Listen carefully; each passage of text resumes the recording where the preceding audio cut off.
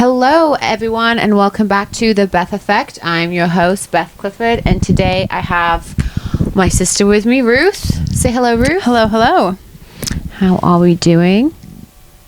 I'm just checking because we're traveling. We're actually coming live from the English countryside today, so it's a little bit of like a hodgepodge.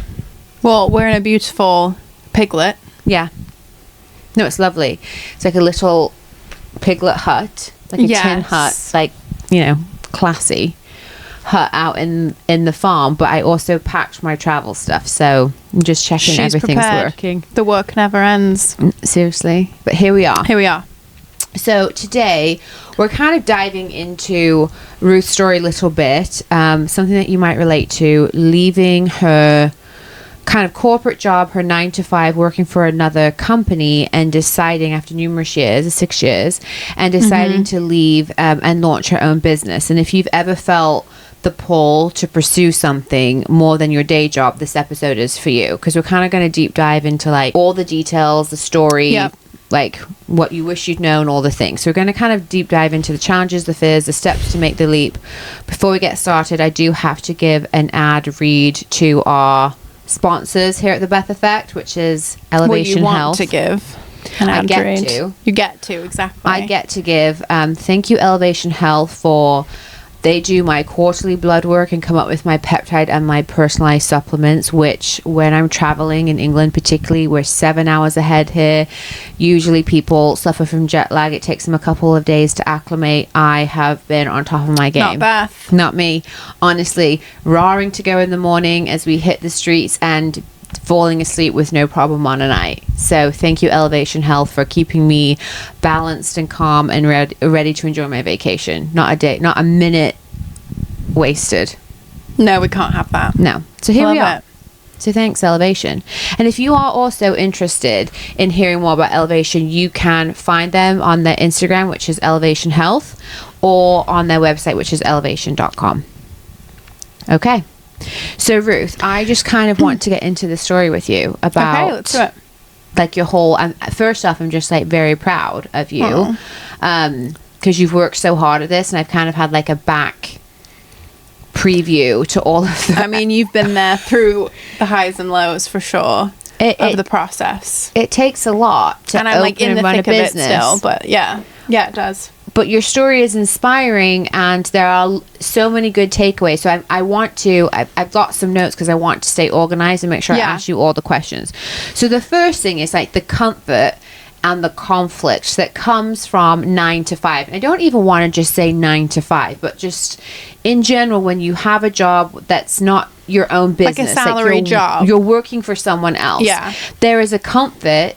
And there can be a conflict that comes with that, right? And so kind of talk me through what was it, or what made you realize that 9 to 5 or being an employee of someone else's life wasn't enough for you, or you were ready for something different? Yeah, it's hard to pinpoint an exact moment, but I think, well, and for context, what I do is I specialize in destination event planning and design. And so it's all project based. So I think, in order to start a business at all, you have to really love what you do. So I think that played into it, where I just really genuinely love creating and traveling specifically, and being able to bring these events to life for my clients. And I think after so many years of doing it, where you're project leading, you're the point of contact for the client, you're working with an internal team, and I was leading the creative as well.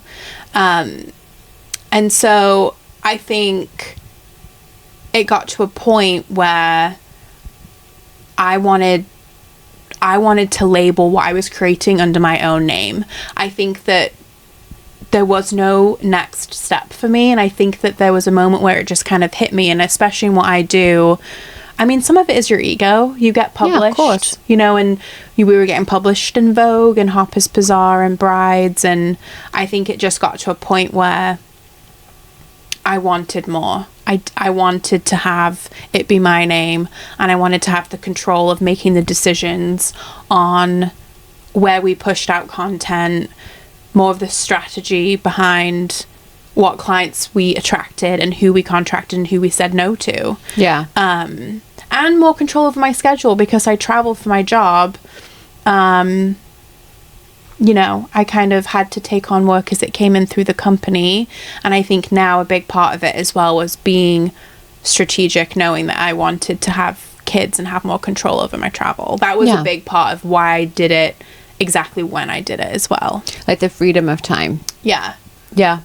And also just, I think anyone can relate, whether they're in the creative space or not, of wanting something of their own. So for you, it was you wanted the credit for the work that you were doing in like these magazines, but it could be lots of things where you're feeling like, I feel unfulfilled in this step, but also you don't have a say. You didn't have a say on what clients were said yes to. So you were given, hey, here's the project and here's where you're going and now work on it. And it may not have like really been what you wanted to invest your time in, but how much time would you have to invest on that project?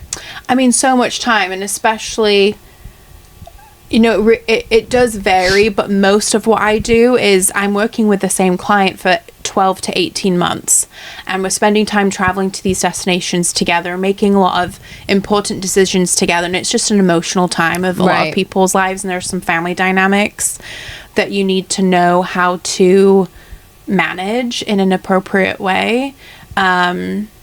And so if you were handed a project in a destination that was really hard and a client that you didn't really vibe with, then 12 months at least. Yeah, it was a year to 18 months of your life that you are having weekly calls with them and holding their hand throughout the process. And yeah, I think it's a service, it's a hospitality based industry. And I got to the point where I had the skill set and the connections to do it myself. And it was just actually taking that leap. There was nothing that I felt like I was gaining by staying, other than that comfort. That was really a salary, it. Yeah. It was and a safety net. A safety net and the comfort. And I, more and more, it just became less and less appealing. So at what point did you decide, okay, now is the time for me to actually take that leap? Because I know it was some like an idea that you played around with, or even like if you're like a manifesting or like one day I would like kind of thing. Yeah. And then that idea became more palpable in your brain, and then you started kind of really bouncing ideas. But at what point, like, did you decide, okay, I'm actually going to take that leap? What was like the straw that broke the camel's was there a straw that broke the camel's back, or when did you decide, okay, now's the time to do it? I mean, that's a really good question. There wasn't a moment where I said, I'm going to have this conversation today. I think I've been noodling on it for, I would say, a year, where I didn't know exactly what I wanted the company to be, because I had been focusing so much on the creative side of it for 5 years straight, where before that I was more on the production side, where I was managing more of the logistics and the negotiation and the contracts. Yeah. That I kind of flipped into a more creative role, and I think I realized that I could do both, which in my industry it can be quite rare. Yeah. To have the skill set to be able to, you know, do both the organization and the creative part. But I think honestly, I think my clients gave me the confidence. It was there was a really hard year, and in what I do after the pandemic, we got past the kind of pandemic where people had pushed. It was really like after 2022 where we were kind of done with the postponements part of events in general, and people were really excited to celebrate again in a big way. So we had a couple of years of just really big events that were really high pressure, high budgets, and I'm not going to lie, I did a really good job. I really connected with all of my clients. I executed well. I was able to work with the team and the vendors really well. And I think that at the end of that year, I just thought, gosh, I can really do this. And I think that a lot of the clients and vendors like really gave me the confidence. Yeah. And I thought, I love the creative. I'd always thought I would have some sort of like interior design or event design, or kind of stay in the design role. But I think I thought, what if, like, screw it. Why I can't not? swear on this, right?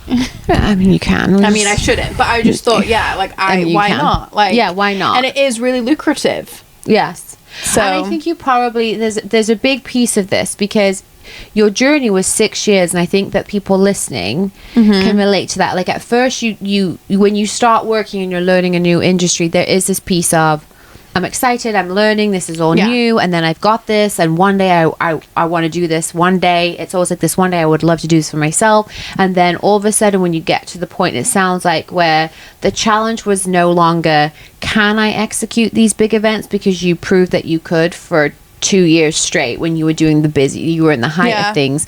But then I also would add that your spouse at that time was interviewing for huge companies to move, and you knew relocation was an option too. And almost as your sister, for me, I feel like you had been voicing that you were ready to start your own thing, and I think you knew you had the skill set too.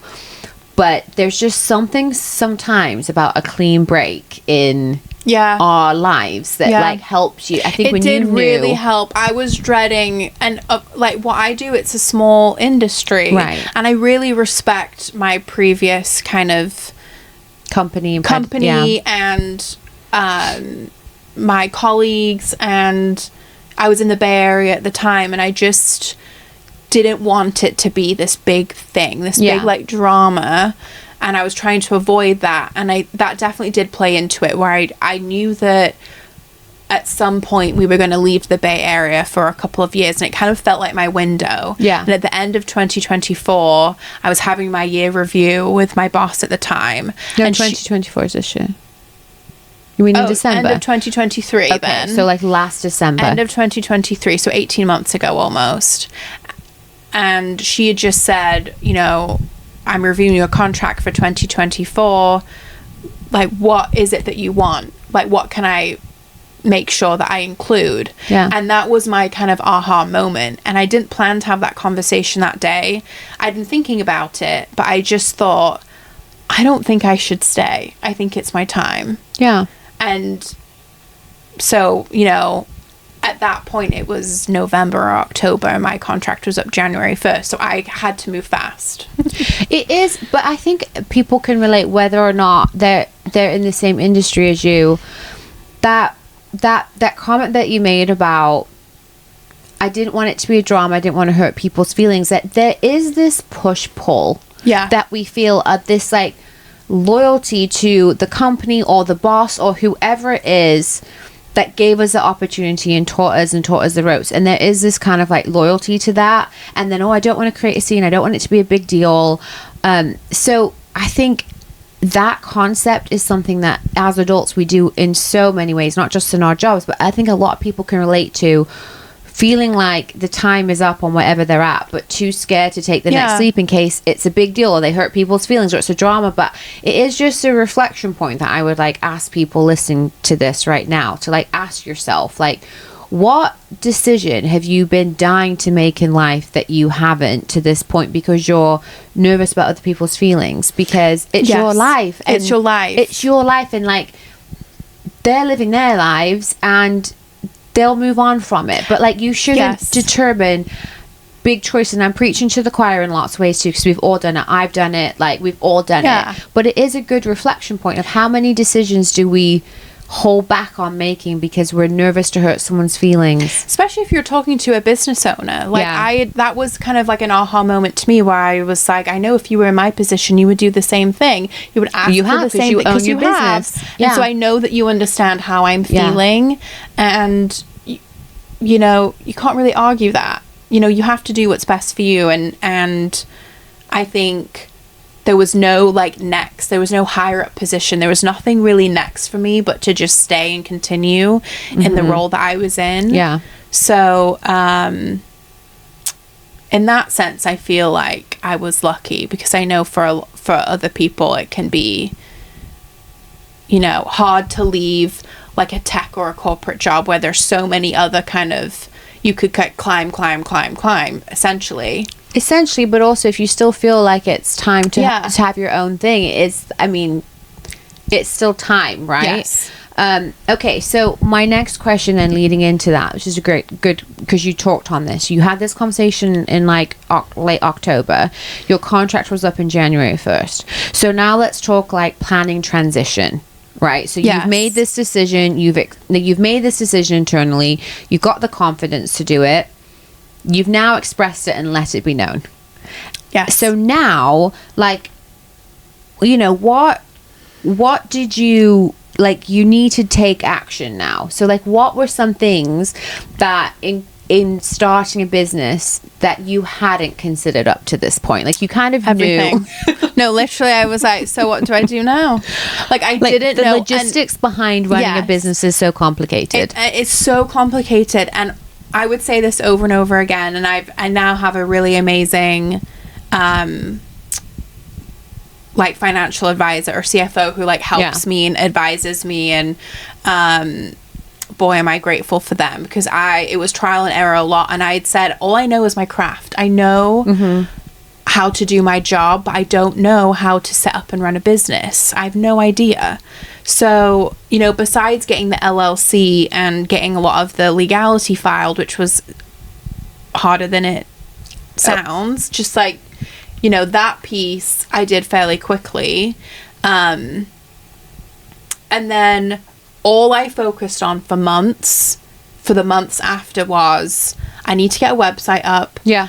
I need to really focus on my branding and my marketing, because when I start publicly talking about this in my industry and start, launching and getting clients, I want to make sure that, you know, because I'm selling a luxury product and you're investing in someone who's going to take you somewhere international and you know, manage a luxury event. Yeah. That was the biggest piece for me. My biggest stressor was, I'm starting a new business and I have all this experience and I've worked on some really big projects, but I can't take all of that. I couldn't take all of the visuals with me. Some of that, you know, belonged legally. So that was my biggest piece, was the marketing strategy. And luckily I'm married to someone who that is his job. So that was helpful, but, setting up everything in terms of how do clients pay me and how do I invoice my travel expenses appropriately, and like all the logistics, the legality of building my contract. I mean, I asked a lot of favors of friends, anyone I knew that was a lawyer or knew of, like Brad introduced me to someone that he had worked with. Anyway, so it was a lot of trial and error. And one thing that I learned is that you just kind of have to take it day by day, and you're going to make mistakes. And I just kept putting off launching until everything was perfect. And I got to the point where I was like, it's not going to be perfect. I just have to go at this point. I mean, one of my favorite quotes, my podcast manager, I have a podcast manager this time around doing it, and I will say that has been a game changer. And one thing that I would highly recommend anyone who's just in general, like, I don't know anything about branding, I outsourced it this time and it was just so much better. Like, I have a podcast manager that helps kind of guide me through like podcast schedules and all these things. Like, reaching out to experts or to people that is key, but also one of her favorite things is, like, don't let perfection get in the way of action. And I think that obviously, particularly when it's your name on a business, because yours is like, it has your name on it. It has your name, like your personal name. You're also in aesthetics in a way where it's just like how things look matter. And so there are things that you're going to be a lot more nitpicky on. But if you wait for it to be perfect, it really is never going to happen. And so sometimes you have to be fine with like trial and error. I just have to launch the website and I can go back later and tweak a few things. But yeah, trial and error, and it's fine. And most people are forgiving of that. Like, I guarantee most people, from checking your website the first time to checking it now after you've made a million tweaks, aren't aware of the differences. But you are, but they aren't. And so the other thing too you talked about was like even like paying with like billing and stuff. And that is something that people, if this is like, you know, scratching an itch that you have, that when you go from being a salaried employee to now owning a business, there is a period of time where you probably are not getting paid, and you have to be fine with that. You have to like, or prepare for it, and that's maybe part of the preparation period, like maybe before you resign or before you start, like you officially launch and all that stuff, like along with asking people who have done it. I think that's a really good tip to share on, like, ask the people that have done it, or ask your friends, ask anyone. People are happy to help. Like, that's that saying, like, anyone who has already done it and gone through it, they're happy to help out a new entrepreneur. Like, they're not going to help you out. But it's also a good thing to prepare for, is that, like, that pay cycle and all of that is going to be different to prepare for that. What prepared you for, or did you ever feel this way, for like the loneliness of entrepreneurship? Because I've seen this with Brad, my husband, going from working like as an executive in a huge corporation where, like, when things are annoying, he could call a fellow executive and bitch about it, and it's like comrades or whatever. Camaraderie. Yeah, but comrades in the... Oh, what right. What am I saying? What am I saying? I know Is that what the you're right saying, one? I don't know. Okay. Well, I tend to get things wrong, but you know what I'm saying. And there is a level of, like, we're all in this together, or at least... And watching him, I think one of the biggest struggles is, like, the loneliness of entrepreneurship, because it's just you. And although you can reach out to people, it's just you day to day. How do you combat that? Or how have you experienced that? And then also what's some advice you'd give? Yes, it's such a big change. And I think the way it happened for me was I'd launched this new business, and then within 5 months we'd moved from San Francisco to New York, which is where we are currently living. Where you didn't know anyone? Where, yes, I like have a couple of friends that, you know, we obviously socialize with, but we'd been living in San Francisco and our whole community was there, both professionally and personally at that point. So that was a big change. And so, you know, we have an at-home office, but quickly I learned the weeks that I'm not traveling, because I travel so much for my job, but I would have maybe 1 or 2 weeks a month where Monday through Friday I'm at home, and I can't be in my at-home office by myself working 5 days a week. So I decided to join a social club, actually, in Brooklyn, where I go 2 to 3 days a week, and it's they do have a strong emphasis on the creative community. So it's a great visually appealing place to work where you can meet people in other industries and connect. And so that's been helpful for me to just feel like a go-to office. Yeah, like a go-to office where I'm getting up and I'm getting dressed, I'm going out, and I'm working around others, even though they're not necessarily colleagues. But it is hard, especially, you know, in this sort of client management hospitality industry where you know, there's so much that's out of your control. I might get an email and someone ended up not being able to come through with something that you thought they would, and next week you're flying to Colombia for the wedding, and you're like, you know, it was nice having a team internally where you could kind of be like, oh shit, like, and kind of like laugh it off and help one another and just get through it together. So that part has been just a learning curve, and that's what I've done thus far that's been helpful for me, is just like having an office to go to and just creating a routine for yourself that's not you lonely in the house, which is good.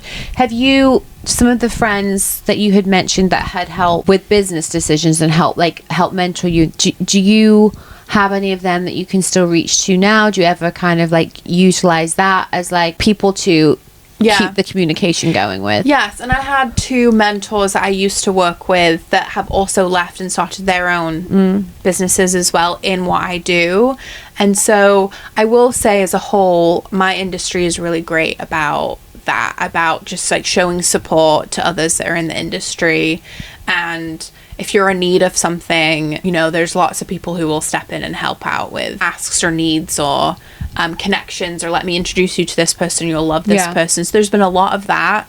And I will say the event industry in New York is really welcoming, and that was something I was nervous about, of going to a lot of these restaurant openings or industry events or new hotels and meeting people in the industry that I've never met before. It's been really welcoming, and that's been really nice, because that was intimidating for sure. But you also made the decision to go, where you could have stayed home and not gone, but you chose to go, I got an invite to this, instead of staying home. Maybe if you were still working for your previous company, you'd be like, I would try to dodge those all the time. Yeah. But now that networking, I'm like, I have to network. I have to. And it is, the older I get, the more like introverted I get. So it is like a conscious and hard decision for me to be like, okay, I'm not going to sit at home with my dog. I'm going to go to this thing and try and meet someone. And even if it's one person, that they remember your name. And so much work has come from that as well, because it's all word of mouth. Do you feel like that helps with, I mean, not, I just jumped to loneliness, but in general, I mean, we were about heading out to go have dinner tonight with like my fabulous hat, which is, wait, put that on, basically become, you have to reach for it, it's right I'll there. get it. Which has basically become like a personality trait this trip for me. Actually got this in Brooklyn visiting. It's amazing. It's vintage for those that... The hat is on. It's a vintage fur hat from Brooklyn Flea Market. And honestly... it's so good. I look great. So, we were getting ready to go to dinner, and you had like a day of like a couple of frustrating things, and then I FaceTimed Brad, and he'd had a day of a couple of frustrating things, and we were just kind of commiserating on the way to dinner. Like, it's just so hard sometimes with the highs and lows of entrepreneurship. And it's, the thing is like in corporate America, we have highs and lows all the time. Of course. Every day there's like wins and losses all day long too.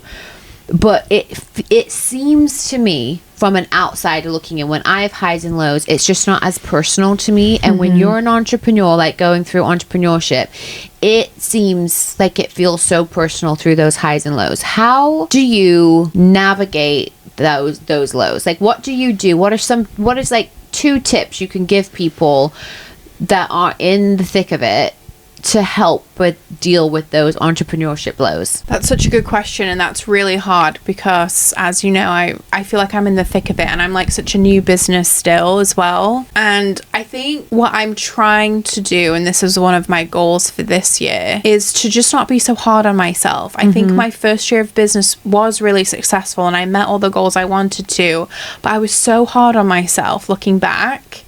And I think if you can just take a step back when you're feeling overwhelmed and just think, like, big picture, does this specific email or moment really matter? I think that when it's your name and your business, you have this tendency to want to fix everything right then in the moment. Yeah. And I think, or what I've learned, is sometimes it's better to just put your phone down, think about it, go on a walk, take a bath, get lost in a romance novel for half an hour, like whatever it is. Go to the gym, go to just away from your phone.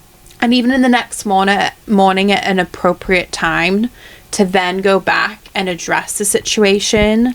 Yeah. When you're not heated or in the moment or feeling like you just have to fix everything immediately. I think it's a sense of urgency that you feel that you have to take care of an issue right then and there. That I think ultimately it's not always urgent. You just have this like pressure on yourself and stress. So I'm trying to be better at compartmentalizing and just kind of like letting myself take a minute and then come back and like address things and problem solve, because there's always a solution for everything. But sometimes you don't do your best work like immediately when you're emotionally driven. Most times you're not doing your best work when it's emotional. How many times have you, I mean, I'm speaking for myself, have I reacted to a work text or a work email and afterwards been like, oh my gosh, I'm a bit embarrassed, like after my emotions calm down? So now even for me, like leading a team, I specifically will be like, I'm gonna give it a minute before I respond to this, because I know if I respond now, I'll regret maybe not the decision, but maybe the way I express the decision. Yeah. And I also think it's hard because, like, you know, PTO doesn't mean anything anymore. You don't get PTO. You're not able to just like say that how do for a week. Do you stop yourself working on a night? Well, actually, I've been with you, so I know that's a no. Like, you don't just say, okay, now, because like I'm on PTO, so I'm just like living the life of luxury, bouncing around here, and you're like, hold on, I've got 2 hours of work to do here, and you know, I've got to work on this and that. And I think, do you set boundaries or parameters? Yeah, I'm very big on time management. Okay. And that I feel like has been one of my biggest strengths, I will say, is in my calendar every single day, like every minute of my day is mapped out. Okay. And it's just a way for me to help. And even if I'm going on a walk with my dog, it's like in my calendar because I want to make sure that that happens. If I'm going to the gym, if I have something social, if I just, it's blocked out. And it's just a way for me to make sure that, you know, if I don't have plans and Andrew's away traveling and it's work, so I can work late at night and get more work done and maybe take Friday afternoon off, like I'll do that, and I have the freedom to do that. But yeah, the PTO, I can't just say, oh, I'm just, you know, I'm away this week. You know, it's constant. But you could if you were in France.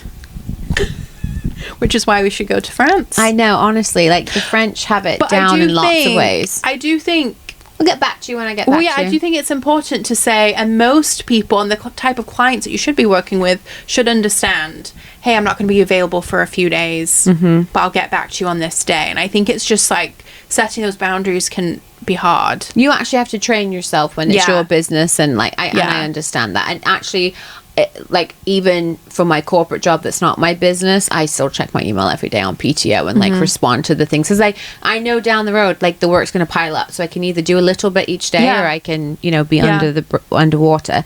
So okay, final like segment as we wrap this up. I feel like this is just been great. I've loved this. What do you think? I mean, I love it too. I'm just banging on. Yeah, you make fun of me for not shutting my mouth, but here we are. So like, okay, leaving after 6 years, it was just like, it was not a small decision. It's been a whirlwind of a year. It's been like 15 months since you've launched Ruth Emma Creative. And like, first and foremost, do you regret it? Absolutely not. Right. So like, no, not for a second have I regretted it, honestly. Even on your hard day? No. It's been very, very fulfilling, and it's been way harder than I ever could have anticipated at the same time. But it's been, I haven't worked this hard ever. But in the high moments, the career highs, there's nothing that feels better for me. Yeah. So you just don't regret the decision, like that's even in like the hard days and stuff. I mean, I think that's like a really peaceful place to be with yourself, to be like, listen, it's hard, but it's my hard and I'm choosing this hard, and you're not living with regret. No, so it was absolutely really the best decision for me. I mean, that's amazing. It's like final thoughts on it. Like you're talking to someone listening to this that has been mulling over this. So there's 2 pieces of advice I want you to give. So first, give a piece of advice to someone who's in the thick of it, like you, a young entrepreneur in the thick of launching their business. What is some advice peer-to-peer that you would give to them? I would say, don't be so hard on yourself.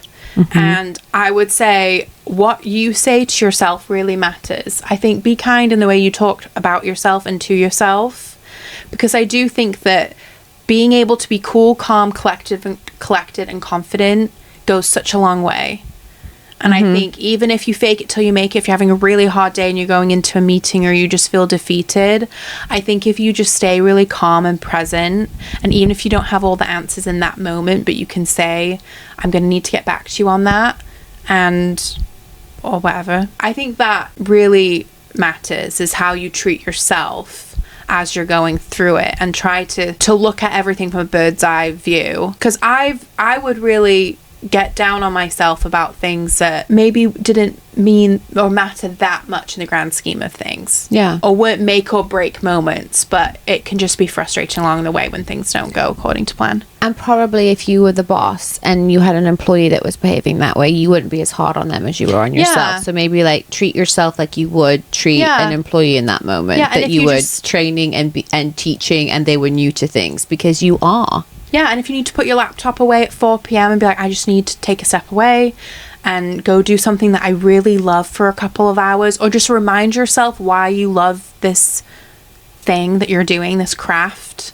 Don't lose your passion through all the stress. That's something as well I've been trying to focus on. It's a really good piece of advice. Yeah.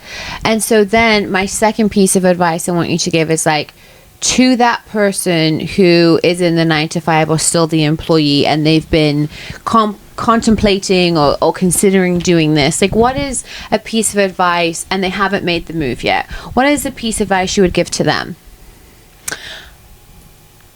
I mean, that's hard, because I would say just go for it, but it might not be right for everyone. So I do think you going into it knowing that it's going to be a lot of work. I think maybe sometimes people underestimate how much work it's going to be just getting a business off the ground. But I think if you're passionate about something and you really love it, I think anyone can make it work. I think you have to really love what you do, and I think that shines through, and I think people gravitate towards people who are passionate. Yeah. And so if you are feeling really confident and passionate about what it is that you love, and that you are no longer feeling fulfilled where you're at, I think that is the biggest deciding factor. And a piece, I love that, because I think you're right. And life is too short. What is the worst that can happen? Yeah. Literally, and I said this to Andrew over and over again. I said, look, no one could choose to book with me in the next year. And guess what? I'll go get another job. Right, you can go back to a different place. You can go, you've got the resume to go back. The world is your oyster, though. If you should try, if you feel really passionately about something and you're feeling just unfulfilled in what you're currently at, I think you should go for it, honestly. The other thing I would add as we wrap up is, it's not black and white. Like, you can, just like you had months, like you made the decision, and then you made the decision for yourself, and then you had prep time to get it going. And if you're on a 9-to-5, and let's just say you're a sole provider for your family, or you rely on this income and you need it to pay your bills and stuff. Well, we all need our jobs to pay our bills. I don't think anyone's just doing it for kicks and giggles, but it's not either or. You can what is something that you do, maybe crap TV or something that you can do, that you do each week, that you waste 5 hours on a week or 10 hours on a week. Why don't you take that time to start building something now, while you're in your corporate job, or your 9-to-5, or you're an employee to someone else, and take your time building that and prepping.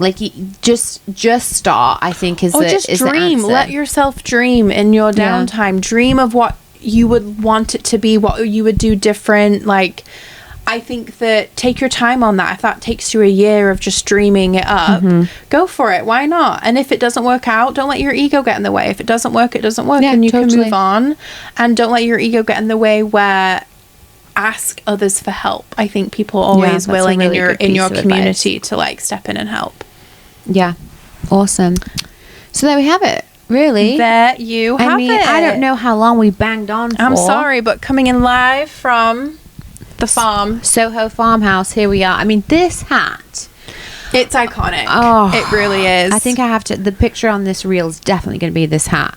But Ruth, where can they find you? Share your Instagram handle, please. Yes. So my Instagram handle is Ruth Emma Creative, and my website is also ruthemmacreative.com. So go check out her work. I hope that you feel as inspired by her story as I have, hearing about it and also watching it over the last year. I think what you've done is really great, and I think that it's really hard when you don't hear it all the time because you're doing it, but just so you know, you're doing an amazing job, I think, and I hope that this podcast really inspires people out there to go for it if they're in a spot where they're just if this resonates with you. Number one, please like and subscribe and share. But then also just go for it. And you can always DM me on Instagram. We can chat about anything. Yeah, chit chat about it. So anyway, yeah, that's it for this week. Thank you so much for listening along. Follow at the Beth Clifford on Instagram for behind the scenes footage. You won't want to miss it. My life. And yeah, we'll be back next week with another episode. So thanks for listening along and see you soon. Bye.